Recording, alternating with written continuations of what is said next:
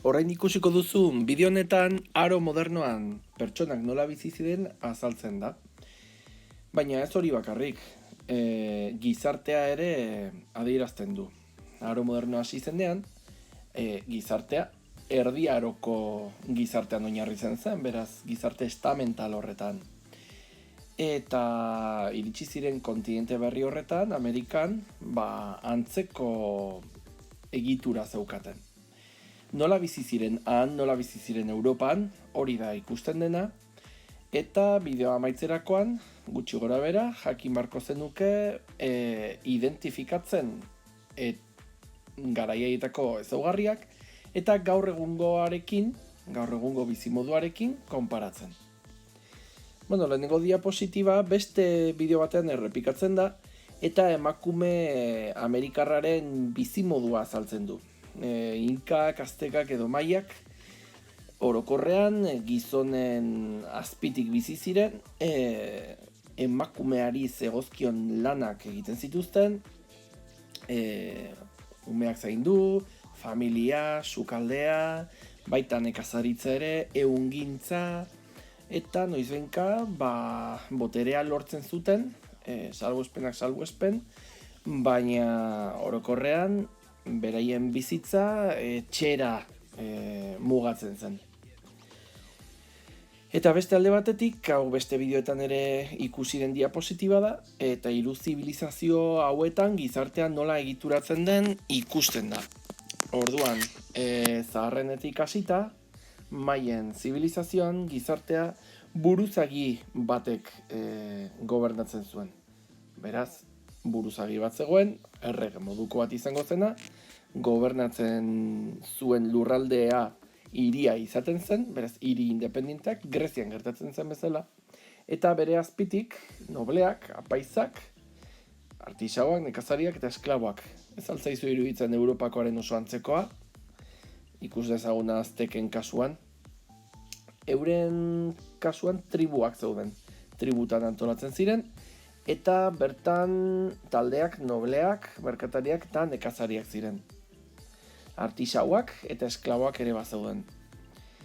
Hoien guztien gainetik, enperadorea, buruzagi bezala.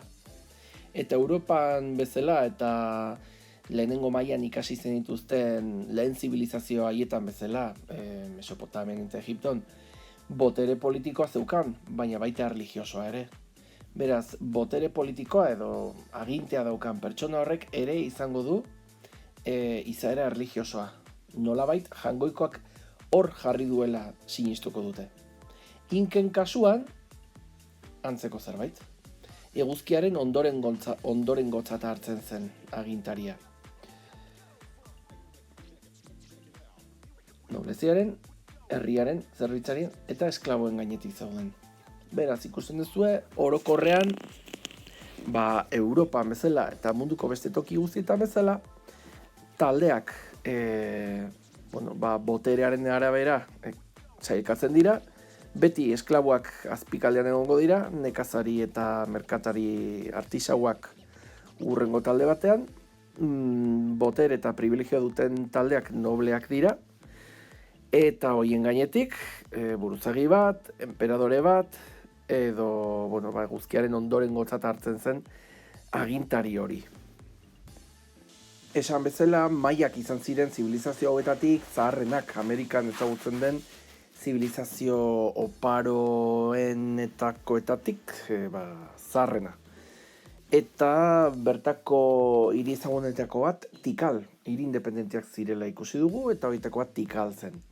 Tikal, Kristo aurretik, 800 urtean sortu zen, eta apurka-apurka indara hartzen joan zen, Guatemalan aurkitzen da, eta 60.000 biztanle izatera iritsi zen. Kristo ondoren 9. mendean, hau da 800 piko, 800 piko aurretik, 800 piko ondoren, pentsazazue, sortu zenetik gainberara arte, 1600 urte inguru iraungo duela. Hor gainbera hasi zen, horregatik jarri dizuet gorriz, eta esan behar dugu denetarik zegoela. Jauregiak, zentro astronomikoak, tenpluak, plazak, galtzada. Amerikar zibilizazio hauek egutegian, astronomian nahiko aurreratuak ziren. Bueno, tenpluak, piramideak, kuriosoa da, Egiptorekiko loturarik ez dute, baina ikusten duzen bezala antzeko egiturak sortzen dituzte. Kasu honetan, hauek, baina fruto hauek, nahiko malda handiko piramideak dira. Eta eskailera dituzte. Eta ziguratek bezala, olako rampa modukoa daukate erdian. Eta iobiak aurkitu dira. Iobietan perlak, jadeak, maskorrak, beraz, arrebitxiak eta altxorrak aurkitu dituzte.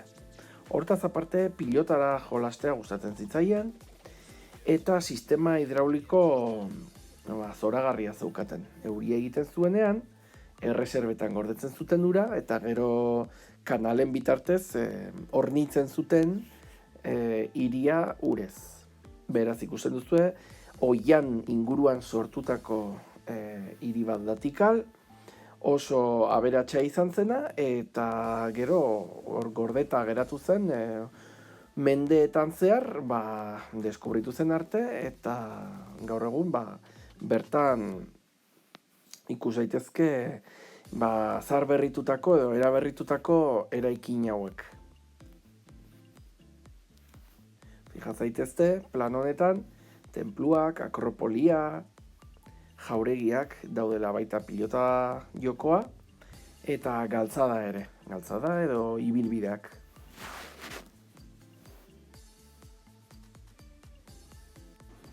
Google Mapsen Tikal jartzen baduzue, horra azaltzen zaizue, bideoak ere badaude, eta argazkiak ikusteko nolakoa zen hiri hau.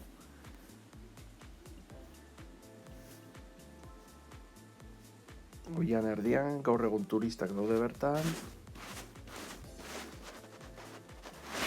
eta horretan daude. Azken finean, ondarea da, patrimonio, eta zaharberritzen ari dira edo eraberritzen. Fondoko geruzan satelitea jarrezakegu mapa ikusteko, eta irtengo gara hemendik ikusten duzue Oiana dagoela, Guatemalan dago, baina Mexiko nahiko gertu.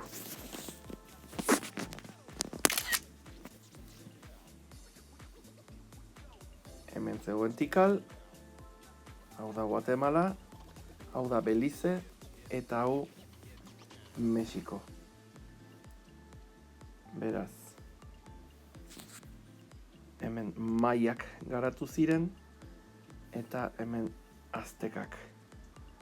Lurralde batzutan kointziditzen dute. Ikusten duzen bezala, hori Erta Amerika da, eta hor gaudegu. Eta Erdi Arotik aro modernora, demografia edo biztanleria eta gizartea ez da asko aldatuko. Egia esan, jaiotza tasak eta heriotza tasak altua izaten jarraitzen dute, bata zein beste altua izaterakoan, hazkunde naturala geldoa da. Hau da, milioika ume jaio daitezke, milioika zahar hiltzen badira, ez dagoela hazkunderik, mantendu egiten da biztanleria. Hala ere, biztanleria bai ugaritzen da. Ez asko, baina ugaritzen da. Eta hori grafiko honek adierazten du. 1500 eta 1600 urteak konparatzen baditugu, ikus dezakegu, asko ez, baina egin batean, hazi zirela. Espainia, Alemaniako estatuak, Frantziak biztanleria gehien zeukan, Ingalaterrak, Portugal eta Errusiak denetan, igoera bat daukate, baina ez da hain handia izango. Gutxi gora bera, bakoitzaren laurdena edo azten da. Espainiak 6-7 milioi biztanle baditu, pare bat gehiago izango ditu, 8-9 iritsiko da. Eta gizartea estamentala zen Erdi Aroan eta estamentala izaten jarraitzen du. Gogoratu privilegiodunak eta privilegiorik gabeak daudela. Beraz, gehienak privilegio gabeak izango dira, beste batzuk privilegioa dute, eta horrela jarraituko du, baina hemen badago privilegiorik gabeko Artean, multzo bat, burgesak deitzen direnak, eta hoiek, gero eta indar handiago hartuko dute, gero eta multzo handiagoa izango da, eta hirietan gobernuan parte hartzera iritsiko dira. Horregatik jarri dizuet pertsonatxo hemen. Beraz, burges horiek ja boterean parte hartzen ari dira, naiz eta titulorik ez lortu. Zer nahi izango dute, berein helburua izango da, nobleziara hurbiltzea, edo tituloren bat eskuratzea. Eta titulo esaten dugunean, hau zein da, Dracula kondea, ez da? Kondeak, dukeak, markesak. Horiek dira tituloak. Espainian Grandes Espainia esaten zaie, eta titulo horri esker, hainbat eskubide dituzte bestek ez dituztenak. Burgesek berak ez dituztenak. Lurrak izatea, gaur egun ere izaten dituzte halako abantaila batzuk, abantaila fiskalak edo diru kontuetan abantaila. Eta esan barra dago ere, nekazarien egoera, erdiaroan hain gogorra zena, gehiengoa dira nekazariak, eta nekazarien egoera hobetu egiten da. Zergatik, morroitza hori amaitu egin zelako, eta libre bihurtu zirelako. Emakumeen egoera, Amerikarren kasuan bezala, zaila zen, gizonaren menpe egoten ziren, eta ezkontzen ez ziren emakumeak konbentu batera joan behar ziren. Baina alare, batzuen arrakasta nabarmentzekoa da. Austriako Juanaren kasuan adibidez, monasterio bat sortu zuen, errege oinutxena, horregatik marrazkitxori, eta esan barra dago, egin behar zituzten lan hoiez aparte, etxean egon, sukaldean, umeak zaindu eta bar, bestelako lanak ere egiten zituztela. Nekazaritzan jardun, inudeak ere izaten ziren, umei esnea ematen, jostunak, damak, garbitzaileak, sukaldariak, zerbitzariak eta bar. Artisauzan sartzea oso zaila zeukaten, baina batzutan lortzen zuten gizon bat bertan bat zegoen, senarrari laguntzen edo. Eta inprentetan azpimarratzekoak dira Juana Millán eta Isabel Basileakoa. Basilea Suitzan dago. Literatura eta artean, liburutxoak, hor adibide batzuk, Teresa Jesusena, Santa Teresa de Jesus, Beatriz Galindo, Sofonisba Anguissola, Lavinia Fontana, Propertia de Rossi eta Levina Terlich. Eta zer desberdintasun aurkitzen dituzue garai haietako hezkuntza eta gaur egun daukazuenaren artean? Begiratu. Hasteko eta behin, ez zegoen hezkuntza arauturik. Gaur arautua badago, horrek esan nahi du, lege bat dagoela atzetik garai haietan, ez. Eta izango zen, modu pixkat espontaneo batean edo, okurritzen zitzaionari, nahi zutenean uzten zuten, berriro hartzen zuten, modu ez oso antolatu batean. Mutilak 6-7 urtekin hasten ziren, oinarrizko eskolan. Orduan, gure kasuan, pixka bat lentxeago, ezta? Hasten gara. Lehen hezkuntza izango litzatekena. Antzeko zerbait, errepikapena, edukiak buruz ikastea, hori gaur egun ere egiten da, ezta? Eta irakurtzen eta idazten ikasten zuten, eta matematikako eragiketak nik uste dut, lehen hezkuntzan ere, antzeko zerbait egiten dela. Neskatiak, ez zeukaten mutien egoera bera. Non eta ez zuten zer egin konkretu baterako beharren bat ikasi behar, normalen etzen ikusten neskek ikasi behar zutenik. Asko jota irakurtzen. Hori bai, nobleziaren kasuan desberdina zen. Neskak ondo eziak izan behar ziren, baina, mutiei arreta berezia eskaintzi zitzaien. Eta irakasle pribatua zozkaten etxeetan. Hor ikasten zituzten gaiak, latina, historia, musika, poesia, zaldian ibiltzea eta dantzan egitea.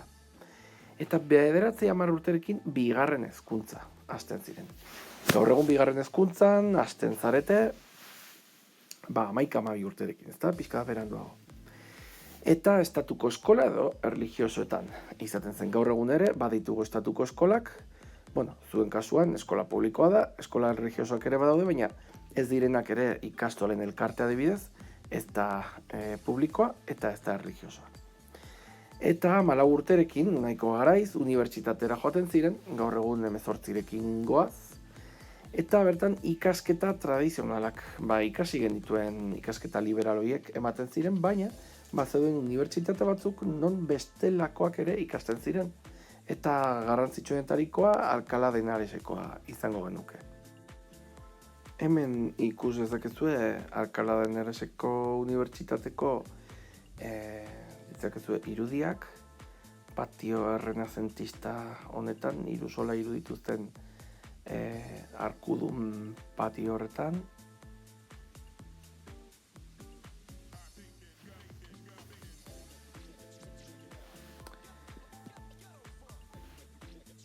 Eta urrunduko gara, hemendik ikusteko non aurkitzen garen. Alcalá de Henares Madrilen dagoen hiri bat da.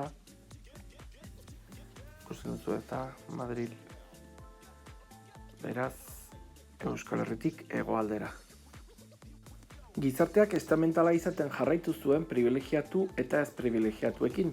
Beti bezala privilegiatuetan nobleak daude, kleroa eta ez privilegiatuen artean herrixea. Beti bezala nekazariak, artisauak, merkatariak eta bazertutakoak egongo direlarik. Baina Amerikan gainera gizarte kolonial berri bat eratu zen. Bertan espainiarrak eta bere ondorengoen kreoleak, mestizoak, indigenak eta esklaboak egongo dira.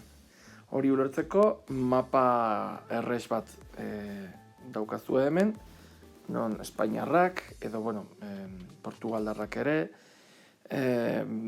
batez ere Iberiar penintsulako biztanleak, Amerikara joan zirenak, eta Afrikarrak ere eraman zituzten. Azken finean, indigena asko hil ziren gaixotasunak direla eta, adibidez, moskitoa sartu zuten Amerikan, eta Afrikarrak berri izan zituzten lan gogorrenak egiteko. Baina indigenek ere lan gogorrak egin zituzten mita edo enkomienda sistema horietan. Kontua da, Amerikako gizarte horretan boterea zeukatenak, Espainiar eta Espainiarren, hau da, bi Espainiar izaten zituzten umeak, kreoleak deitzen ziren, hauek kontrolatzen zuten boterea, merkataritza, karguak zituzten eta bar. Eta horietako bat indigena batekin harremandu eta umea izaten bazuen, ume horri mestizoa deitzen zitzaion. Beraz, bien artean nahasketa zuen pertsona mestizo deitzen zitzaion. Eta gizarte klase ertainekoa izaten zen. Klase basuenak esklaboak zituzten, afrikarrak zirenak. Azken finean, indigena askok bizimodua esklaboen antzekoa zeukaten, baina legearen aurrean ez ziren esklaboak, jopuak izango balira bezala, bizi izan ziren, baina afrikarrak bai esklabu bezala bizi ziren eta saltzen ziren azoketan. Horrez gain, hemen emakume Amerikar batzuen izenak dituzue, zeinak guztiak aberatsak edo boteredunak izan ziren, eta beraien botere egoera horietatik historiara zenbait ekintza egitatik gogoratzen dira, edo historiara pasa dira.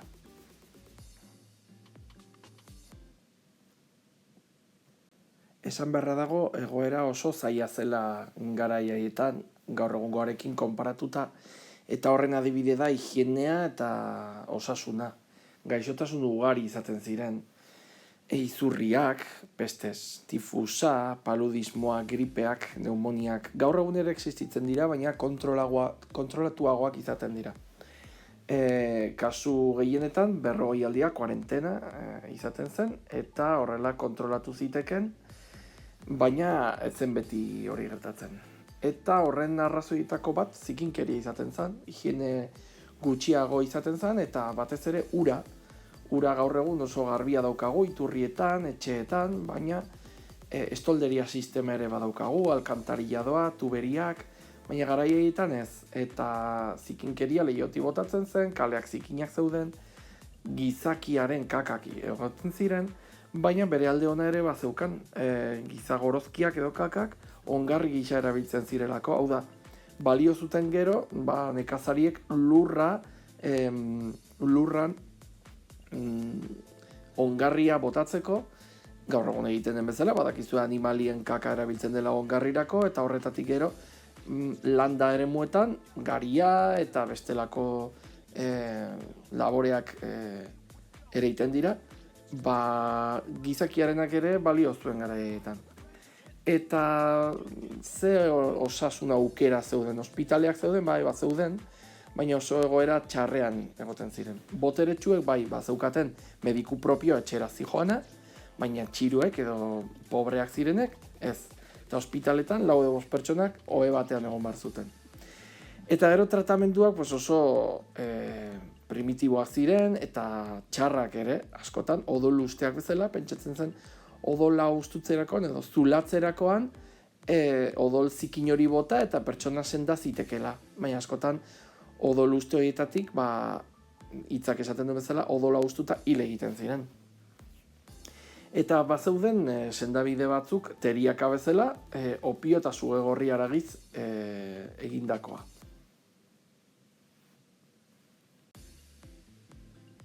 Eta Erdi Aroaren amaieran gertatu zen bezala, 300 urte beranduago antzeko zerbait gertatzen da. Krisia emango da, kasu honetan krisi bikoitza, demografikoa eta soziala. Demografikoa zergatik, biztanleria mantendu edo murriztu egingo delako, baina ez doa aziz. Heriotza tasa hazi egingo da, eta horrek esan nahiko du hazkundea gelditu egingo dela. Beraz, Europako herrialde askotan, batez ere gure inguruan, biztanleria hori mantendu egingo da hazkunderi gabe, edo baita ere jaitsi. Arrazoiak Erdi Aroan ikusi genituen berdinak edo antzekoak. Gosea, gerrak, epidemiak. Eta horri gehitu behar zaio migrazioak egon zirela. Migrazioak Europatik kanpora edo Europan bertan, baina periferiako beste herrialde batzutara. Eta batez ere esan behar dugu, kolon Amerikara iritsi zen momentutik, Amerikara jende asko joango dela. Krisi egoera honetan ere. Horri gehitu behar zaio Luis Amalaugarrenaren garaian iganotak edo hugonotes, hau da, protestanteak ziren frantziarrak jazarriak izan ziren, zigortuak izan ziren eta kanporatuak izan ziren. 200.000 pertsona alde egin zutela kalkulatzen da eta inguruko herrialdetara alde egin zuten. Frantzia bada, Ingalaterrara, Holandara edo Herberetara, baina baita Amerikara eta Hego Afrikara ere.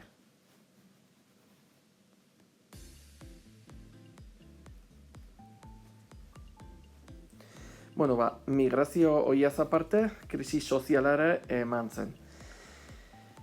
Krisi soziala diru kontuagatik. Asteko eta behin, gastu militarrak izan ziren, eta gorte horietan sekulako luxuarekin bizi ziren. Beraz, herriak gosea zeukan bitartean, privilegio dunetan aberatsenak zirenek, gero eta diru gehiago izango dute. Baina nobleziaren parte batek diru sarrerak murriztuak ikusiko ditu, batez ere nekazaritzaz bizi ziren noble horiek, eta zer egingo dute, beraien egoera ez jaisteko edo maila berean mantentzeko presio handiagoa jarriko dute nori diru gutxien daukaten nahi. Orduan nekazal munduan, nekazari horiek gero eta pobreago bizi dira. Baina hirietan ere presio fiskal hori edo diruaren presio hori gehitzen zaie, orduan horiek ere pobretu ziren. Azkenean, piramide honetan privilegiodunak direnak eta ez privilegiodunak direnak, privilegiodunek diru gutxiago edo diru sarrera gutxiago dutela ikusten dutenean, beraien egoera ez dadin okerragoa izan, mantentzeko presio hori azpian dutenei jarriko die. Orduan, ez privilegiatuak izango dira azkenean, sufritzen dutenak diru falta hori. Horrek beti bezala ekarriko du matxinadak izatea, bai landa munduan eta bai hirietan. Eta Versailles izan zen Frantziako jauregi adierazgarria, garaiko egoera horren isla, edo krisi horren isla. Krisian ikusi dugu jende gehienak sufritu zuela, baina piramidearen puntan, privilegio gehien zeukaten hoiek ederki bizi ziren. Erreginak eta gortetako kide batzuk. Bueno, kontua da Luis XIV, 13. semeak, sortu zuela Versailleseko jauregia edo eraikitzera egindu zuen, Paris inguruan, 1682an. Beraz, oraindik 100 urte geratzen dira aro moderno bukatzeko. Baino Versailles sortzen denetik ondorengo 100 urte horietan egoera okerrera joango da. Gerra askotan sartuko dira. Frantziak, bereziki Frantziaz ari gara, baina beste lekutan ere gertatu zen, Frantziak gastu asko izango ditu. Monarkiak eta gortek gastuak dituzte ere, luxuan bizi direlako, eta horrelako eraikinak sortzek gastuak dakartza, eta gastu horiek azkenean herritar txiruek ordaintzen amaitzen dute. Zergatik egin zuen jauregi hau? Botere erakusteko. Frantzia mundu mailan hegemonia de lehenengo postua zeukala erakutsi nahi zuen, eta bere burua Apolotzat zeukan edo eguzkitzat. Beraz, Luis XIV nolabait munduari erakutsi nahi zion, bera etzela errege soil bat, baizik eta egipziarrek egiten zuten bezala, eguzkiaren pare zegoela, jangoikoaren oinordez zuzena zela erakutsi nahi zuen. Bueno, egunero iristen ziren 1000-2000 gortesau artean favore bila. Gortesau, kortesano, hitzak bi gauza esan nahi ditu. Gorteetan lan egiten duenak, beraz nobleziaren parte izan daitekena, edo prostituzioan lan egiten duen pertsona bat. Eta, bueno, eraikinak gune desberdina zeuzkan.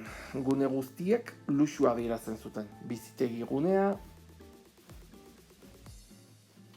mendebaldeko hegala, hegoaldeko hegala, eta ikusten duzuen bezala, areto asko zeuzkaten, eta tentelkeri askorekin hornitua, txakurkutxunen gela, bilarra aretoa, eta bueno, berez oso garrantzitsuak ez diren gauzak, herrialde handi bat, edo herrialde handi baten agintea emateko. Beraz, Frantziarren intereserako baina gehiago, interes propiorako eta ondo pasatzeko eginiko eraikina zen. Ispiluen galeriak, dantzetarako, eta bueno, goizeko 8:30 egunero esnatzen zuten, garbitu egiten zitzaion, errega garbitu egiten zuten, erregea, erregina ere, eta jantzi egiten zuten. Gero ondoren mezetara joaten zen, eta ondoren aholkulariekin biltzen zen, ikusteko Frantziaren nondik norakoak zeintzuk ziren, zer egin behar zen. Baina, hori oso gogorra zen, beraz, segituan, eizara, arratsaldeak eizan, bilarrean jolasten, pasatzen zuten. Beraz, bizimodua oso aisirako bizimodua, muy ocioso. Eta hemen duzu irudi bat, ikusteko nolakoa zen, parte bakoitza zertarako zen, eta gaur egun bisitatu daiteke. Bueno, eta amaitu da bizimoduari buruzko bideo hau, eta jakingo altzen duke azaltzen nolakoa zen gizarte aro modernoan. Gizarte estamentala ez da asko aldatzen, baina Amerikako gizarte hura kontzeptu batzuk ikasi dituzu, kreolea eta mestizoa bezala, eta hezkuntza sistema gaur egungo gandik zertan desberdintzen zen gogoratzen duzu. Bestalde, zer gertatu zen aro moderno amaieran, gauzak oberuntzu joan ziren, okerrera, lakizu zerbait Versaillesi buruz, honekin eta urrengo bideoekin, espero dut aro modernari buruz pixka bat gehiago jakitea.